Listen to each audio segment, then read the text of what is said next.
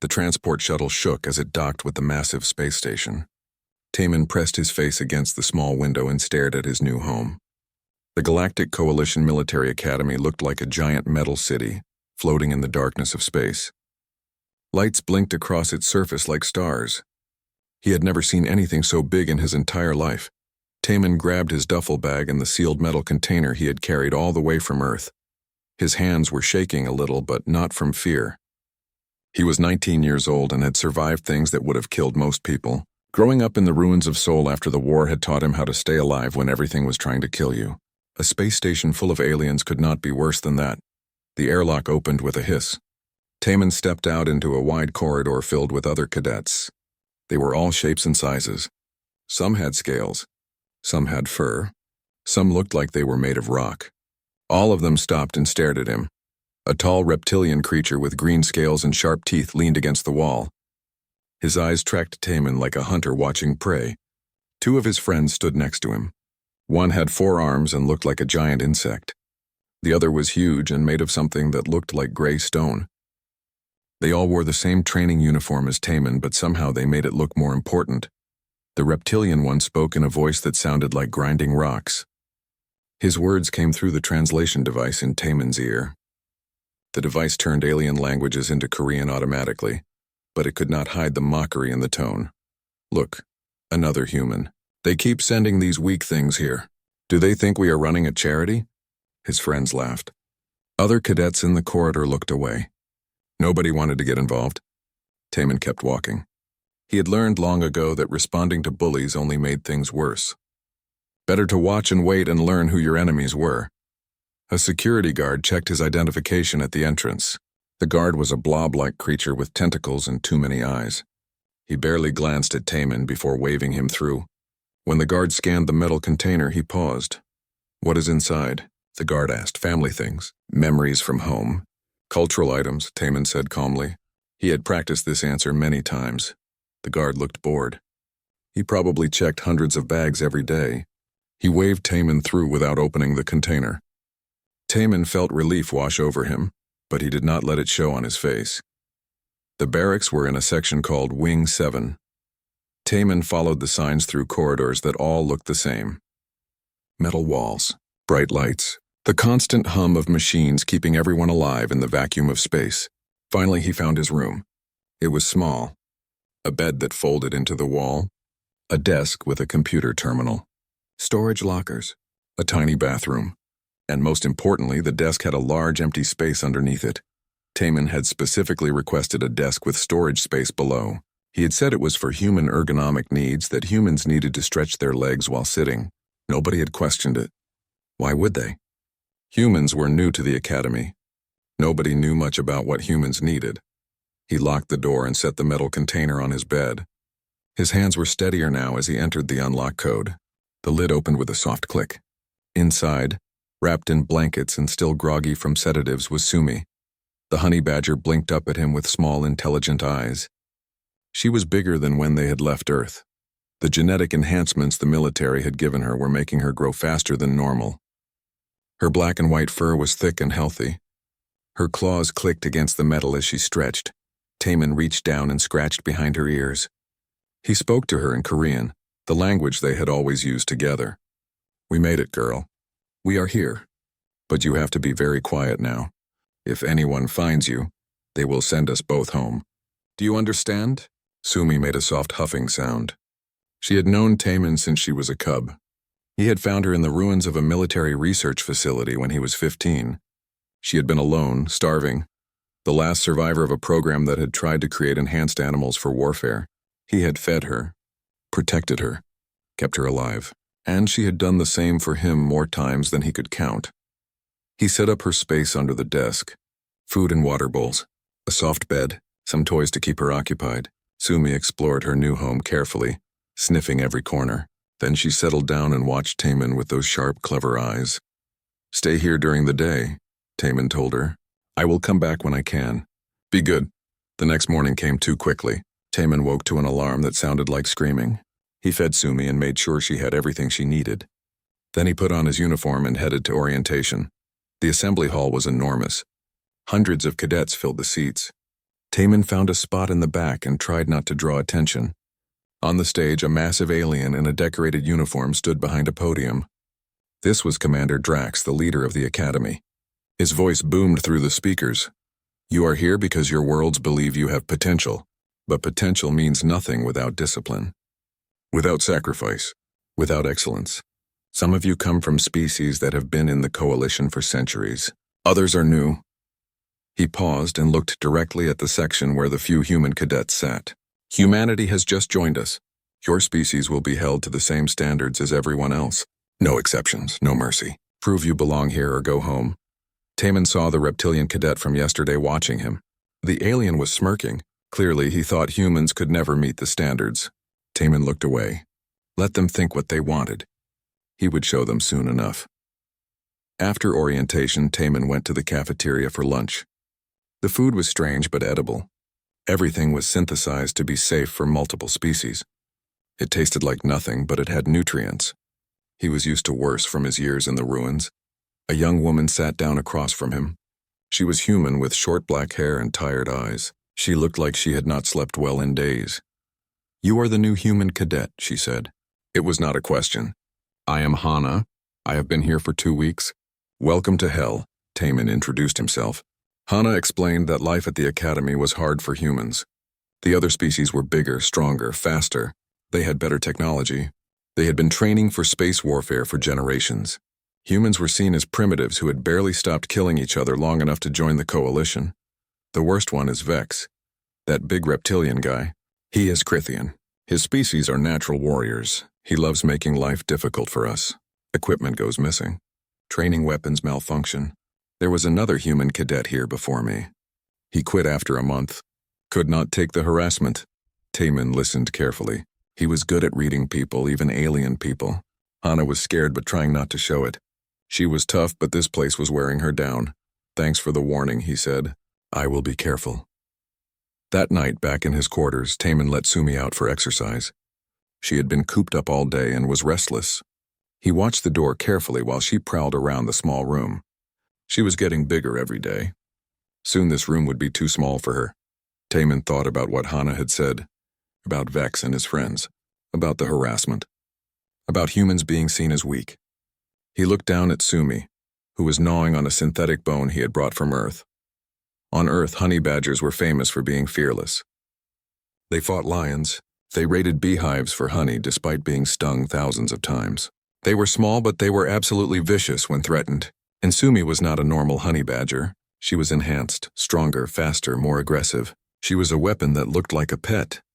These aliens thought humans were weak because they did not understand Earth. They did not understand what it took to survive on a planet where almost everything was trying to kill you, where humans fought their way to the top of the food chain despite having no claws, no venom, no armor. Humans survived by being smart, by being adaptable, and by making friends with the most dangerous creatures they could find. Taman stroked Sumi's head. If they push too far, they are going to learn something about Earth, something they will not like. Sumi looked up at him and made a soft growling sound. She understood his tone even if she did not understand the words. Her human was preparing for a fight, and she would be ready when the time came. The first week of training was brutal. Every morning started at 5 with physical exercises designed for species with twice the strength and endurance of humans. Taman pushed himself until his muscles screamed, but he never quit. The instructors noticed. Some of the other cadets noticed too. Combat training was even harder. The instructor was a tall alien with purple skin and strange patterns that glowed on her face. Her name was Velshara, and she came from a species that could read emotions through some kind of telepathy. She paired cadets off for sparring matches using practice weapons that would not cause permanent damage, but still hurt plenty. Taman was matched against a 6-limbed alien who moved like water. The fight lasted 3 minutes before Taman hit the mat hard enough to knock the wind out of his lungs. He lost, but he had landed several good hits first. After the match, Velshara called him over. You fight smart, she said. Her voice was calm and measured. You use strategy when you cannot use strength. That is good. Keep training. It was the first compliment Taman had received since arriving. It felt like a small victory. But victories never lasted long. That afternoon, he returned to his quarters and immediately knew something was wrong. The door was not locked properly. He had been careful to lock it, always. He pushed it open slowly. The room was a mess. His clothes were scattered across the floor. His data terminal was cracked and dark. Someone had gone through his things carefully, looking for something. On the wall, written in glowing paint that would take days to clean, were words in the Coalition's common language. The translation device in his ear told him what they meant. Primitives do not belong here. Taemin's heart stopped. He dropped to his knees and looked under the desk. Sumi was there, pressed into the darkest corner, her body completely still. She had hidden when the intruders came. Good girl, smart girl. If they had found her, everything would have been over. He reached out carefully. Sumi crept forward and pressed her head against his hand. She was scared. He had never seen her scared before. Anger burned in his chest like fire. "It is okay," he whispered in Korean. "They did not find you. You are safe." He cleaned up the room slowly and methodically. He documented the damage with his personal communicator. He saved the pictures but did not report the incident. Not yet. Reporting it would just make him look weak. It would make the harassment worse. Better to wait and gather evidence. Better to be patient. But patience was getting harder. The next day, Hana found him in the library section of the academy. She was limping slightly and there was a fresh bruise on her temple. "What happened?" Taemin asked. "My flight simulator malfunctioned during training.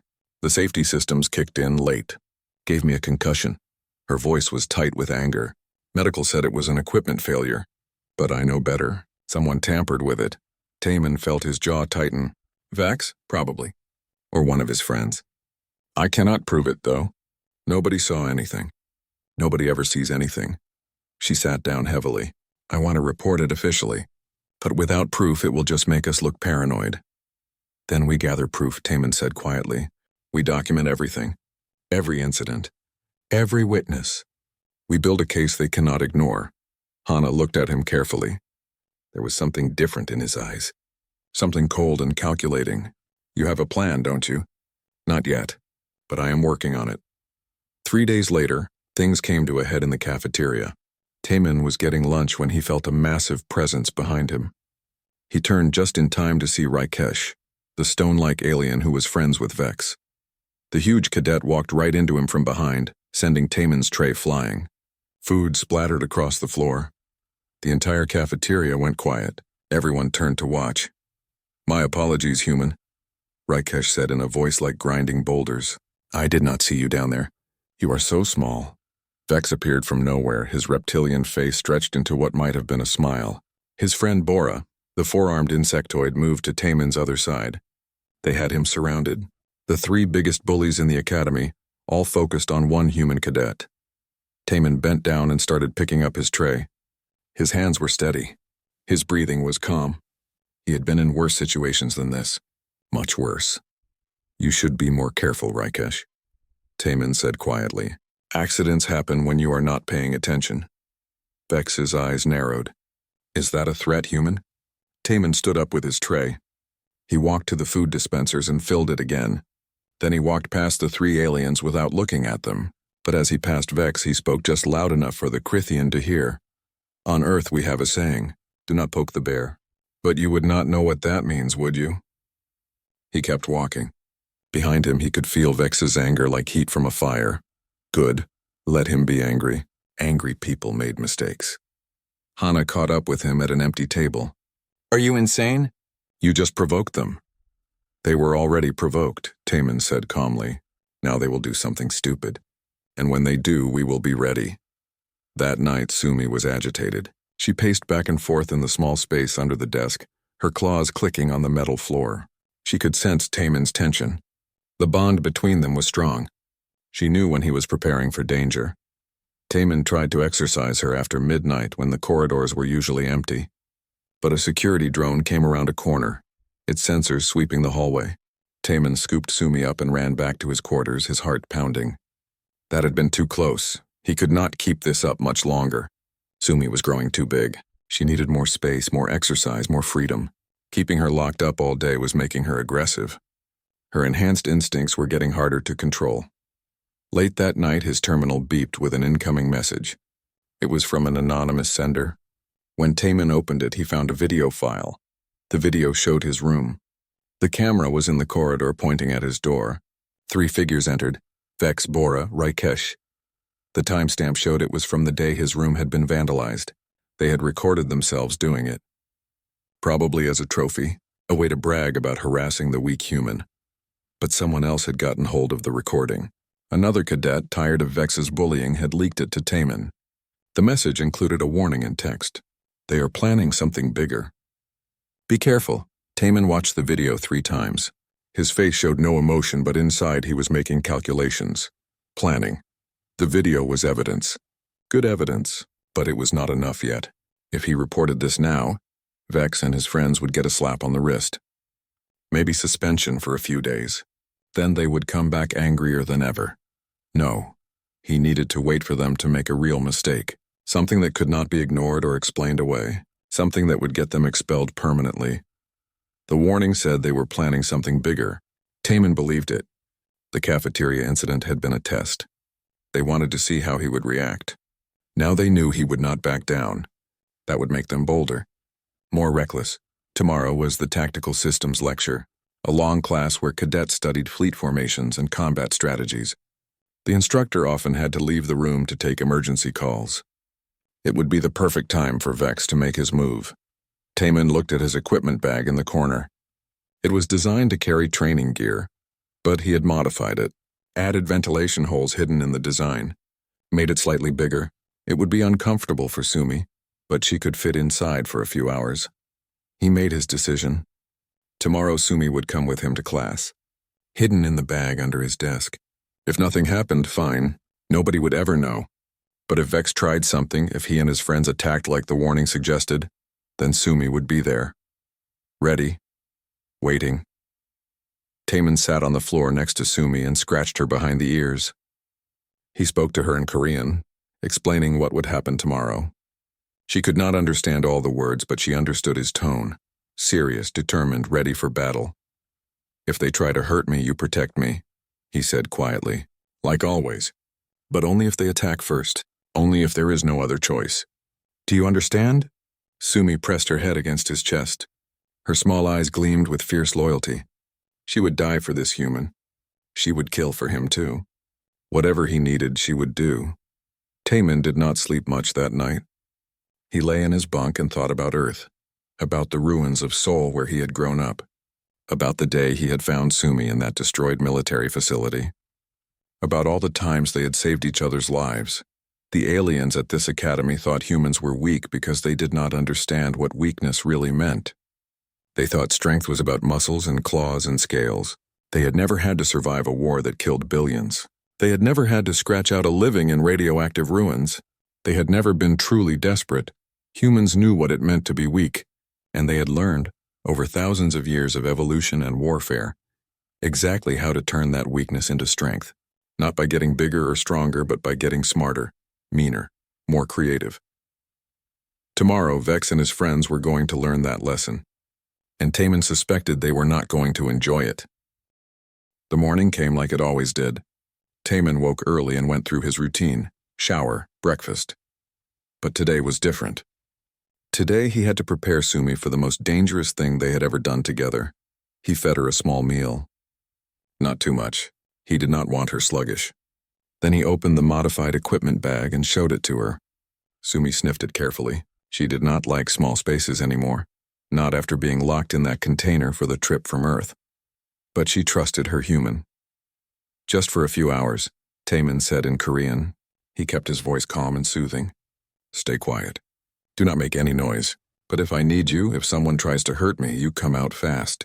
You understand? Sumi climbed into the bag. It was a tight fit, but the ventilation holes gave her air. Taman left the top partially unzipped so she could get out quickly if needed. He covered the opening with a training manual so nobody would look too closely.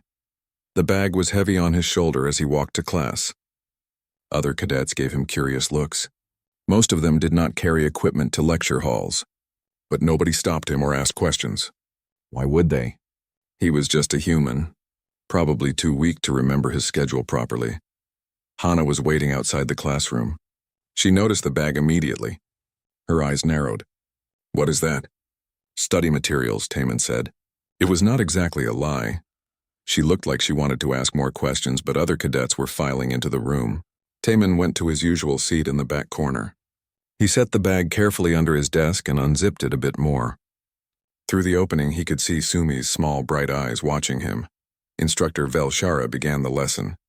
Today's topic was fleet engagement strategies, how to position ships for maximum effectiveness, how to identify weak points in enemy formations. The holographic display showed massive spacecraft moving in complex patterns. Taman tried to focus, but he was very aware of Vex and his friends sitting a few rows ahead. They kept turning around to look at him, smirking, whispering to each other. They were planning something. He could feel it. 30 minutes into the class, Velshara's communicator beeped. She looked at it and frowned. I need to take this call. Continue reviewing the simulation on your terminals. I will return shortly. The moment she left the room, the atmosphere changed. It was like watching a predator catch a scent. Vex stood up first. Bora and Rakesh followed. The three of them walked toward Taman's desk with purpose. Other cadets noticed and went quiet. Some looked away. Nobody wanted to get involved. Hana started to stand, but Taman caught her eye and shook his head slightly.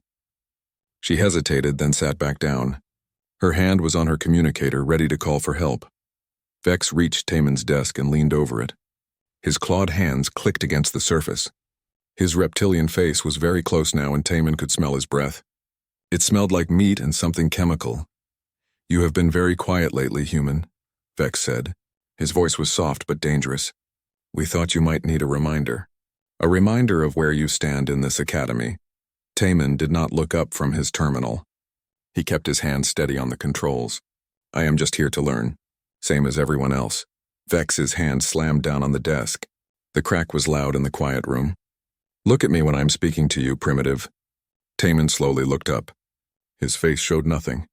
No fear, no anger, just calm acceptance. He had been in this moment before in the ruins of Seoul, when gangs had tried to take his food, when stronger survivors had thought he would be easy prey. He knew how this worked. Last chance, Taman said quietly. Only Vex could hear. Walk away, Vex laughed. It was a harsh, scraping sound. Bora moved to one side of the desk. Rakesh moved to the other. They had Taman boxed in, trapped. This had been planned carefully, or what? Vex reached down and grabbed the front of Taman's uniform, yanking him halfway out of his seat. You will cry for your weak species to save you? You are nothing here. Nothing but food for real warriors. Taman moved fast. A strike to Vex's wrist. The same technique Velshara had been teaching. The grip broke. But before Taman could follow up, Rakesh grabbed him from behind. The huge alien's arms wrapped around his chest like bands of iron. Taman felt his ribs creak. He could not breathe. Bora raised one of his forearms, preparing to strike. Vex stepped back, watching with satisfaction. This was not hazing anymore. This was real violence. They meant to hurt him badly, maybe kill him and claim it was an accident. Taman's vision started to go dark at the edges. His hand scrambled for the bag under the desk. His fingers found the zipper and pulled. The bag exploded with movement. Something black and white and absolutely furious launched out from under the desk. Sumi hit Rakesh's face with the speed and precision of a missile. Her enhanced claws found his eyes immediately. Her teeth sank into his cheek. Rakesh screamed. It was a sound Taman had never heard before. Pure shock and pain. The massive alien released Taman and grabbed at the creature, tearing into his face. Blood and something gray that might have been his version of blood sprayed across the desk. Sumi dropped from Rakesh's face and landed on the floor in a crouch. She spun toward Vex and Bora. Her fur was standing on end. Her teeth were bared. She made a sound that no one in that room had ever heard before. It was not loud, but it carried pure threat. The sound of a predator that did not know the meaning of retreat. The classroom went completely silent. Every cadet stared at the small creature standing between them and the human. It was maybe a third of Vex's size. It should have been nothing to these trained warriors. But something in its eyes, something in its stance, told them they were wrong. Bora took a step back. All four of his arms came up in a defensive posture. What is that thing? Vex's predatory instincts were screaming at him. Every sense he had was telling him to run. This small creature radiated danger in a way he had never experienced. It was not just willing to fight. It wanted to fight. It was eager for violence. Sumi took a step toward Vex. She growled again, deeper this time. It was a challenge. "A promise. Come closer and find out what happens." Vex ran. The mighty Crethean warrior, 7 feet of scales and muscle and pride, turned and bolted for the door. Bora followed immediately. Rikesh, still clutching his bleeding face, stumbled after them.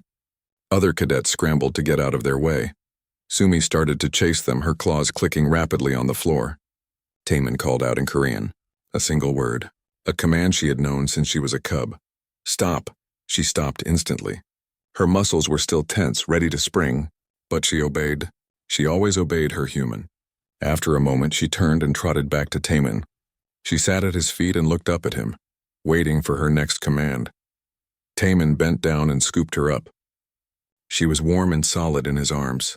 Her heart was beating fast with adrenaline and excitement. He scratched behind her ears and whispered praise in Korean. "Good girl, such a good girl." The classroom was still frozen. Every single cadet was staring at Taemin and the creature in his arms.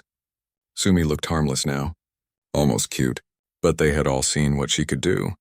They had all heard that sound she made, the sound of something that was born to kill and very good at it. A small alien in the front row finally found his voice. "What is that?" Taemin looked around the room. His face was calm, but there was something in his eyes now, something that had not been there before: confidence, certainty, power. "This is a honey badger. From Earth. Her name is Sumi." "You brought a predator to the academy?" another cadet asked. The shock in his voice was obvious. "Yes," Taemin said simply. "On Earth, honey badgers are known for being fearless. They fight animals 10 times their size. They never back down, never surrender. And this one has been enhanced by human military genetics. She is stronger and faster and meaner than normal." He paused and looked at each of them in turn. "And she is completely loyal to me." The door opened. Instructor Velshara stood there, her telepathic senses immediately picking up the fear and shock in the room. She saw the blood on the floor. She saw Taemin holding something small and dangerous. She saw the empty seats where Vex and his friends had been. Her voice was very quiet when she spoke. "Cadet Taemin." "My office, immediately," Taemin nodded. He put Sumi on his shoulder where she settled like a cat. She looked around at all the staring faces with complete disinterest. These aliens were no threat to her human. Not anymore. As Taemin walked past Hana, he saw the expression on her face. She looked amazed and terrified and impressed all at once. She mouthed 2 words. "Holy shit." Taemin allowed himself a small smile. The Academy had just learned something important about humanity. Something the entire galaxy needed to understand. Humans looked weak. They looked soft and small and easy to break. But that was only because nobody had seen what they kept hidden. Nobody had understood what it meant to come from Earth, where everything was trying to kill you and humans had not only survived but thrived. He followed Velshara down the corridor, Sumi riding on his shoulder like a tiny furry guardian. Behind them, the classroom erupted into chaos. Cadets were pulling out communicators, sending messages, spreading the news. By the end of the day, every single being on the station would know what had happened. They would know about the human cadet and his creature. They would know that humans were not as weak as they appeared. And they would be a lot more careful about how they treated humans from now on. Velshara's office was small and simple. A desk, some chairs, a window that looked out at the stars. Taemin stood at attention with Sumi still on his shoulder.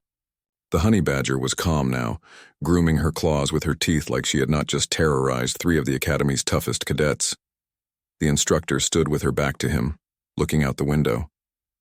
Her telepathic senses were working, reading the emotions in the room. Taemin could feel her probing at his mind gently. Not invading, just testing. What she found seemed to surprise her. Finally, she turned around. Her glowing face patterns pulsed slowly. "You are not afraid, why?" "Because I did nothing wrong," Taemin said calmly. "I defended myself against an attack. 3 against 1. They started it. You brought an unauthorized organism onto this station. You concealed it for weeks. You violated multiple regulations." Her voice was firm but not angry. She was stating facts, not making accusations. "Yes, instructor." Velshara sat down at her desk. She gestured for Taemin to sit as well. He did, carefully adjusting so Sumi could stay comfortable on his shoulder. The honey badger watched the instructor with bright, intelligent eyes. "Tell me everything," Velshara said. From the beginning, Taemin did. He explained about the harassment that started the day he arrived, the vandalism of his quarters, the equipment sabotage, Hana's simulator accident. He pulled up the video file on his communicator and showed her.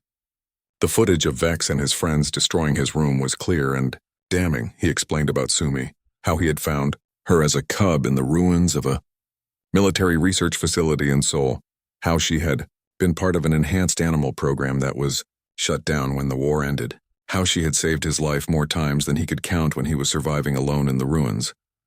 She is not a pet, Taman said. She is family. She is the only family I have left. I could not leave her behind. Velshara listened to everything without interrupting. When he finished, she was quiet for a long time. Her face patterns pulsed faster now. She was thinking hard. This creature, she said finally. Sumi, she only attacks when you are threatened? Yes, she is trained to protect me. But she obeys commands. She stopped immediately when I told her to. Velshara reached out slowly. Sumi tensed, ready to strike. But Taman made a soft sound in Korean and she relaxed. The instructor scratched the honey badger behind the ears. Sumi tolerated it with regal patience. Remarkable, Velshara said. The bond between you is strong. I can feel it through my telepathy. She would die for you without hesitation. And I would die for her, Taman said simply. Velshara pulled her hand back and looked at Taman directly. I should expel you. By every regulation, by every rule, you should be sent back to Earth immediately, but... She paused. The evidence you provided shows clear targeting based on species prejudice. The attack today was unprovoked assault. And your companion acted only in defense, and what happens now? Taman asked. Now I take this to Commander Drax. He will make the final decision. You are confined to quarters until then, and that creature stays with you at all times. No more hiding. Taman nodded and stood. As he reached the door, Velshara spoke again. Her voice was softer now. For what it is worth, Cadet Taman, I am impressed. You showed tactical thinking, patience, and control under extreme pressure. Those are the qualities we need in the coalition military. I will recommend leniency.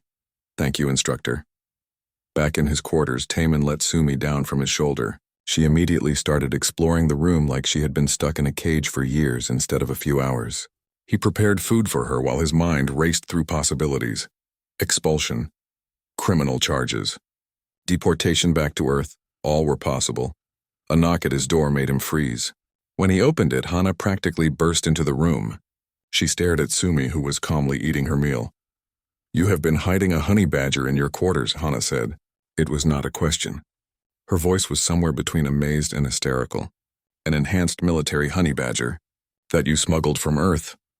Her name is Sumi, Taman said, and technically I prefer to think of it as unauthorized transport rather than smuggling. Hana started to laugh. She sat down on his bunk and laughed until tears ran down her face. This is insane. This is completely insane. You brought the most fearless predator on Earth to space, and you kept it secret for weeks, and then you used it to make Vex run like a scared child. She is not an it, Taman said. She is Sumi, and she is not a weapon. She is family. Hana's laughter faded. She looked at Sumi, who had finished eating and was now watching the two humans with interest. She saved your life today. Not the first time. Probably not the last. They talked for a while about what might happen next. Hana had already heard rumors spreading through the academy. The story was growing with each retelling. Some cadets were saying Sumi was 10 feet tall. Others claimed Taman commanded a whole pack of enhanced predators. The truth was wild enough without exaggeration. Meanwhile, in the medical bay, Vex and his friends were learning just how serious their situation was. Raikesh had deep lacerations across his face that would leave permanent scars even with advanced healing. Medical staff took detailed scans and photographs. Evidence. Commander Drax arrived personally to question them. He was a massive alien covered in what looked like armor plating. His voice could make walls shake when he was angry, and he was very angry now. He played the video evidence that Velshara had forwarded to him. He showed them their own footage of vandalizing Taman's quarters. He reviewed security reports of the cafeteria incident. He documented everything with cold precision. 3 senior cadets attacked 1 junior cadet, Drax said. His voice was quiet now, which was somehow more terrifying than when he shouted. You outnumbered him. You planned it. You executed it when the instructor left the room, and you would have seriously injured him if his companion had not intervened. Vex tried to protest, to claim it was just hazing, that humans needed to learn their place, that he had not meant any real harm. Drax cut him off with a gesture. You represent everything wrong with this academy, arrogance masquerading as strength, cruelty disguised as tradition. And now the entire station knows that you were defeated by a human and a creature that weighs less than your arm. The shame on Vex's face was clear. For a warrior species like the Crithians, running from a fight was the ultimate humiliation. And he had not just run. He had fled in terror. The formal hearing happened the next day. Taman stood before Commander Drax and the senior staff. Sumi sat at his feet, perfectly calm. She seemed to understand that this was important, that her human needed her to be on her best behavior. Drax reviewed all the evidence. The harassment, the escalation, the attack, the response. When he finally spoke, his voice carried through the room with absolute authority. Cadet Taman violated protocols by bringing an unauthorized organism aboard this station. However, the evidence shows he acted out of necessity and only revealed his companion when facing genuine threat to his safety. Cadets Vex, Bora, and Rakesh committed assault with clear intent to cause serious harm.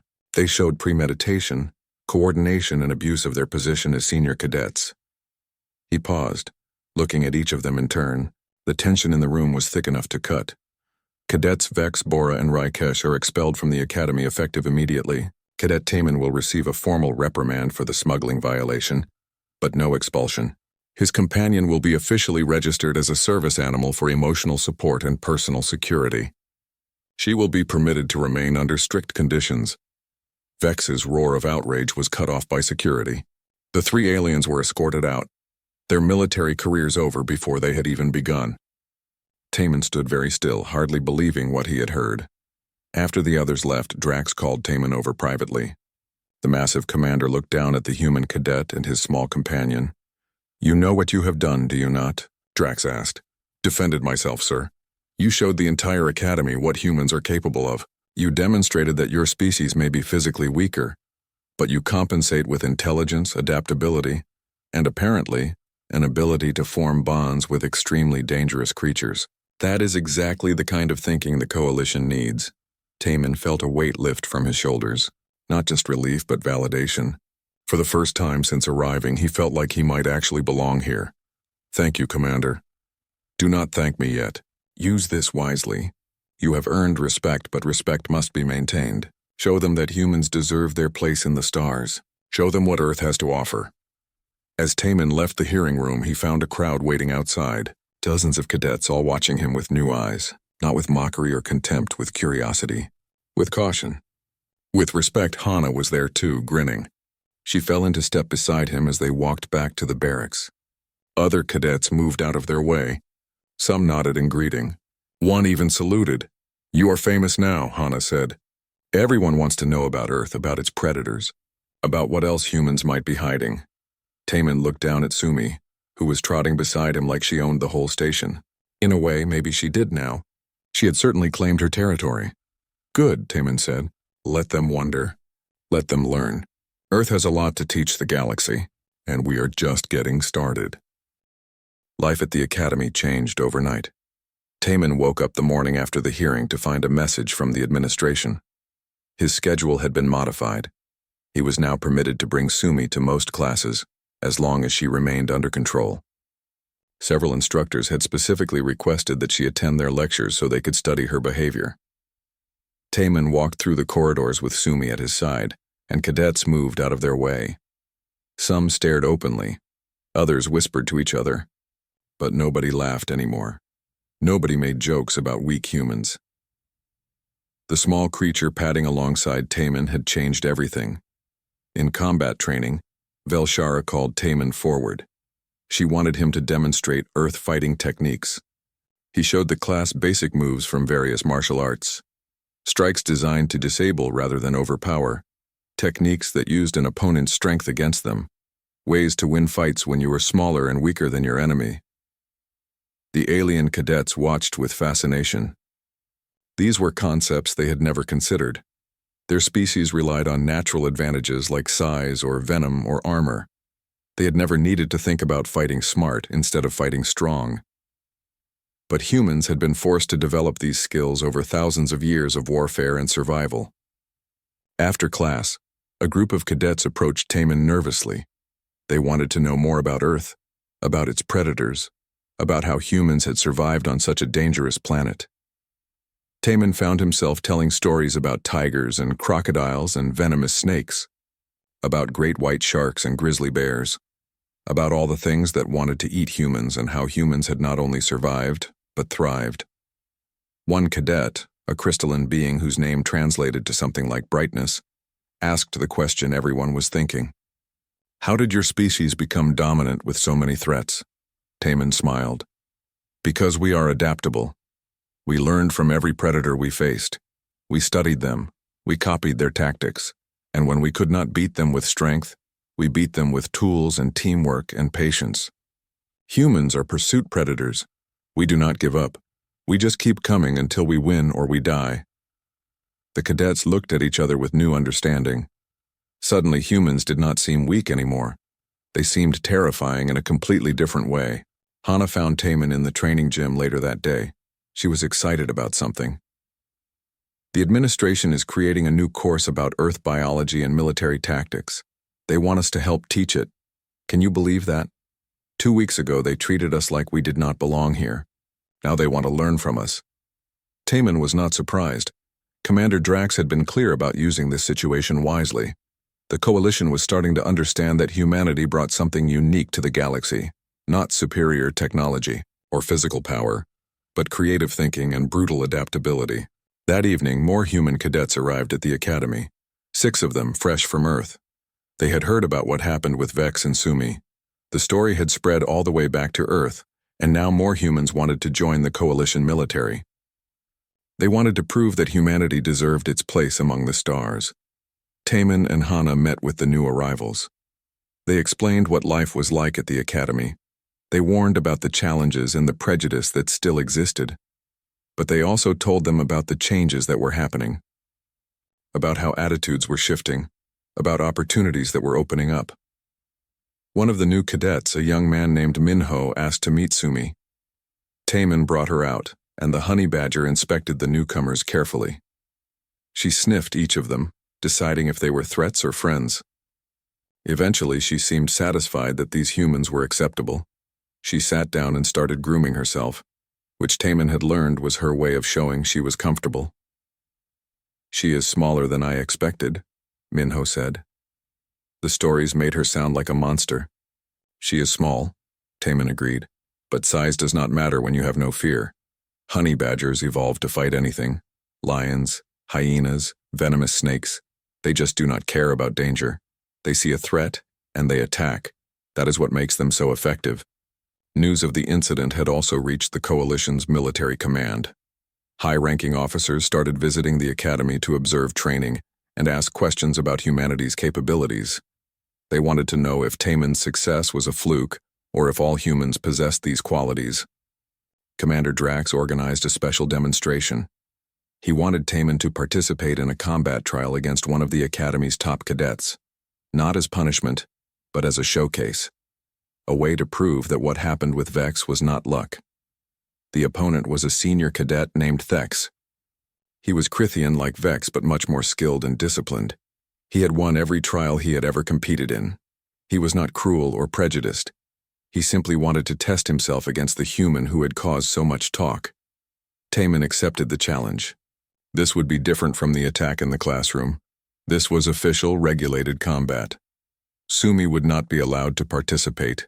It would be just Taman against a warrior who was bigger, stronger, and more experienced. He spent the week before the trial training intensely. Not trying to get stronger, that would be pointless. Instead, he studied Crithian physiology. He looked for weaknesses in their scales. He learned how their joints moved and where their balance points were. He watched recordings of Thex's previous fights, analyzing his patterns and habits. Velshara found him in the training hall late one night practicing the same move over and over. She watched for a while before speaking. "You cannot match his strength. You know this." "I do not need to match it," Taman said. "I just need to redirect it. Use it against him. Make his advantages into disadvantages." She nodded slowly. "You fight like a human, smart, patient, willing to lose small battles to win the war. That is why Commander Drax is interested in your species. Not because you are strong, but because you think differently. The night before the trial, Hana and the other human cadets gathered in Taemin's quarters. They brought food and talked about Earth, about home, about the families they had left behind, about why they had come to the stars. Sumi moved between them, accepting scratches and treats from each person. She had always been good with humans. Even as a cub in that destroyed research facility, she had recognized that humans were her pack, her family, and now her pack was growing. "You do not have to do this," Hana said quietly when the others had left. "Nobody will think less of you if you withdraw." "I do have to do it," Taemin replied.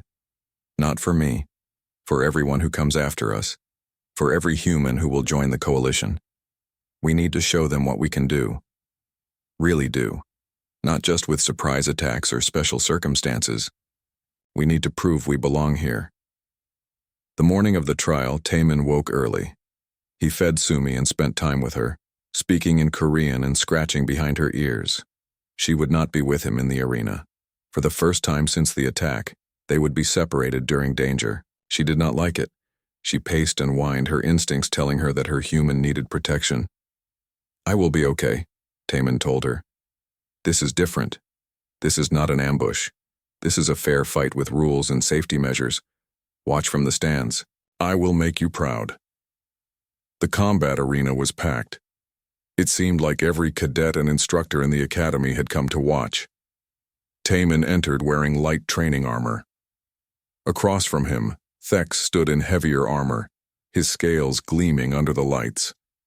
He looked like a warrior from ancient Earth legends, a dragon made flesh. Commander Drax oversaw the trial personally. The rules were explained. Simulated weapons only. Combat continues until one fighter yields or is incapacitated. Medical teams ready. The arena environment would shift through different scenarios to test adaptability. In the stands, Hana held Sumi on her lap. The honey badger was tense, her eyes locked on Taemin. She understood that fighting was about to happen, and her human was going into battle without her. The trial began. The arena transformed into a ruined city that looked eerily like Seoul. Broken buildings, scattered debris, narrow alleys and hiding spots. It was random selection, but Taemin felt like the universe was giving him a gift. This was his territory, his home. Thex charged immediately, confident in his superior strength, but Taemin had already vanished into the ruins. He moved through the destroyed cityscape like a ghost, using every shadow and corner. This was how he had survived as a teenager. This was what he knew. The fight lasted 20 minutes. Thex was good, but he had been trained for open combat, direct confrontation. He had never learned to fight in ruins where every corner could hide an enemy, where patience and positioning mattered more than raw power. Taemin struck from unexpected angles, a shot from above, a sweep from behind. He moved constantly, never letting Thex pin him down.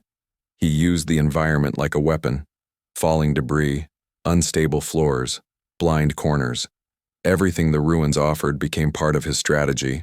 In the end, it was not one big move that won the fight. It was accumulation, dozens of small hits, constant pressure, endless adaptability. Thex grew frustrated, then tired, then careless. When he made his final charge, Taemin was ready. A simple joint lock. A calculated strike to a weak point in the Crithian knee armor. Thex went down. The arena went silent, then erupted in noise. Not jeers or mockery, but genuine appreciation.